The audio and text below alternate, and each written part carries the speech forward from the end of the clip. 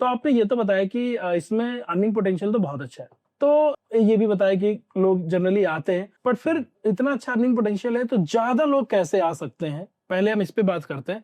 और फिर अगर एक नया बंदा लेट्स से एक इस इंडस्ट्री में आना चाहता है उस अर्निंग को ध्यान में रख के, तो आपके हिसाब से क्या राइट स्टेप्स है उसके लिए, नेक्स्ट 3 to 5 years का क्या गेम प्लान उसके लिए होना चाहिए, कैसे उसे करना चाहिए? अब जैसे रियल एस्टेट की जो जॉब या real estate entrepreneurship consultancy business जो लोगों को नजर आता है, वो बेसिकली आप समझो मुंबई, बैंगलोर, गुड़गांव, नोएडा, ऐसी कुछ 5-7 सिटीज है जहाँ पे इस चीज का नजर आता है। True.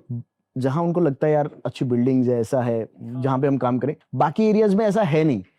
तो एक तो लोगों को ये नहीं पता कि यार ये भी एक ऑप्शन है जहाँ पे काम किया जा सकता है। नंबर 2, उनको राइट काइंड ऑफ मॉडल्स नहीं है, उनके पास रोल मॉडल्स नहीं है जिनको फॉलो कर सके वो वहां तक पहुंच सके। बिकॉज उनके नजर में जो प्रॉपर्टी का काम करने वाले लोग हैं यार, जिनको कुछ नहीं आता वो प्रॉपर्टी करते हैं। हाँ, that is also kind of mindset कि कुछ तो मेरा जो रियल एस्टेट को कंटिन्यू करना, या मुझे ऐसा फील हुआ कि I need to be someone कि मैं किसी के पास जाके बैठूं और जब हम कॉन्वर्सेशन करके और 1 घंटे कॉन्वर्सेशन करके मैं अगर उस रूम से बाहर निकलूं, उसके माइंड के अंदर ये आना चाहिए यार ये कुछ और भी कर सकता था, रियल एस्टेट क्यों कर रहा है।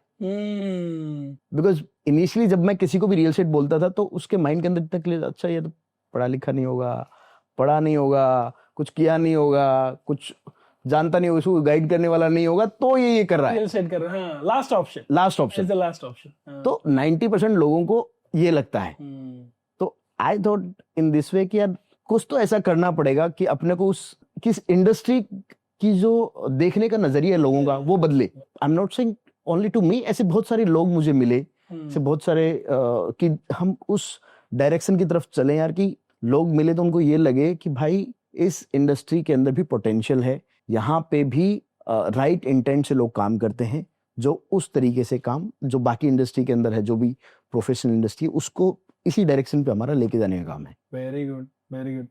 तो बेसिकली एक इमेज अच्छी बिल्ड हो, इमेज मेक और लोग अच्छे पर्सपेक्टिव से, नजरिए से उसको देखें, एज अ करियर यूथ उसको एक्सेप्ट करना शुरू कर दे। जैसे आपने बोला लास्ट ऑप्शन की तरह नहीं, बल्कि एक प्रायोरिटी ऑप्शन देखना शुरू कर दे। तो बिकॉज ये बहुत सारे लोगों को पता ही नहीं है अभी कि रियल एस्टेट के अंदर भी अपना करियर बना सकते हो। सो मैंने अगर आप अपना कोचिंग और जो मेंटरशिप प्रोग्राम भी चालू किया वो इसीलिए किया, बिकॉज बिजनेस तो ऑलरेडी रन हो रहा है और मैं शायद वहां ज्यादा ध्यान दूं तो बहुत ज्यादा पैसा बना सकते हैं और ज्यादा अच्छा पैसा बना सकते हैं। बट हमको लगता है कि अगर हमको इस देश को कहीं पे लेके जाना है तो हमारे यूथ को राइट डायरेक्शन की तरफ लेके जाने की जरूरत है, और जहां हमको लगे कि उनको हम एक एम्प्लॉयमेंट दे सकें, उनको एंटरप्रेन्योरशिप दे सकें और उनको उस माइंडसेट दे सकें कि उनकी पोटेंशियल कितनी है, earning potential, rather than thinking about 10-20 lakh रुपए साल का बना सकते हो। You come to this industry जहाँ पे बहुत ही अमेजिंग लेवल की ग्रोथ आने वाले 20 से 30 साल के अंदर। एक्चुअल में अगर आप रेवेन्यू पर्सपेक्टिव से देखो तो जो लोग जॉब की तरफ इतना अट्रैक्ट भी होते हैं ना, ऐसा नहीं है कि उनका गोल है कि मेरे को 3-4 लाख रुपए पर मंथ की जॉब मिल जाए। मतलब ज्यादातर यूथ जो है वो अगर उसको 40-50 हजार की भी नौकरी मिल रही है तो बहुत ज्यादा खुश है, बहुत ज्यादा खुश है। यस, 50 हजार मतलब साल का 6 लाख। अगर वो साल का 6 लाख कमा रहे हैं तो बहुत ज्यादा खुश है। और जबकि हम रियल एस्टेट में बता रहे हैं उसको कि मतलब 10 लाख रुपए 20 लाख रुपए तो कुछ भी नहीं है। रियल एस्टेट में अगर आप अच्छे से काम कर रहे हो तो साल के 10-20 लाख तो कुछ भी नहीं। आई थिंक रेवेन्यू वाइज भी अगर आप देखो तो इसमें बहुत अच्छा पोटेंशियल है करियर ग्रो करने का। तो मैंने वही बताया ना कि अब वो वहां तक पहुंचेगा कैसे, जब आप इनिशियली 1-2 साल काम करोगे, जब आप उस चीज को समझोगे, जान। बिकॉज 2 एक्सपेक्ट है किसी भी चीज है काम करने के, one is your mindset, second is your skill set. किसी को स्किल सेट जिसके पास होता है उसका माइंडसेट नहीं होता, जिसके पास माइंडसेट होता है उसका स्किल सेट नहीं होता। तो that's where we come into picture कि यार ये चीज, आपको दोनों चीजें चाहिए। आपको ब्रॉडर पिक्चर भी चाहिए, आपको ये भी चाहिए कि इंडस्ट्री कहाँ जा सकती है, आपका पोटेंशियल क्या है, क्या आप उसी पोटेंशियल के अंदर रहना चाहते हो। बिकॉज सोसाइटी हमको वही सिखाती है। आज एंटरप्रेन्योरशिप इंडिया के अंदर 1% भी नहीं है, बहुत कम है। मतलब उससे पॉइंट्स पे होगा। बिल्कुल। तो आपके आसपास एग्जाम्पल ही नहीं है तो क्या कैसे करोगे आप। ट्रू। और इंडिया में एक्सीडेंटल एंटरप्रेन्योरशिप, हाँ, लोग प्रायोरिटी पे चूज करके नहीं जाते हैं, मजबूरी में जाना पड़ता है, कुछ ऑप्शन नहीं है तो ये कर लेते हैं, फिर वो बाद में देखते हैं कि हमने अच्छा ग्रो किया, फिर वो अलग कहानी। हाँ, पर एक्सीडेंटल है। यस यस यस, ये भी एक बहुत इंपॉर्टेंट पॉइंट है। आई थिंक लोग जितने ज्यादा से ज्यादा यूथ जो है इस चीज को समझ सके, क्योंकि हमको क्या इनिशियली टाइम से ही जब ब्रिटिश यहाँ पे थे तो हम उसी नौकरी वाले तरफ चले गए, और फिर हमारे पेरेंट्स, हमारी सोसाइटी उसी चीज को ही मानती है। अगर सपोज करो मैं साल का 30 लाख रुपए बना रहा हूँ एक जॉब वाला बंदा 15 लाख रुपए बना रहा है, एनी टाइम पे सोसाइटी की नजर में he is the more secure कल को किसी को शादी करनी है तो 100 रिश्ते लड़की के उसके लिए आएंगे, ट्रू, चाहे वो हम हो, आप हो, कोई भी हो। दैट्स हाउ हमारी जो सोसाइटी की थिंकिंग जो है, ब्रेन वायर्ड है, वो ऐसा है हमारा। राइट।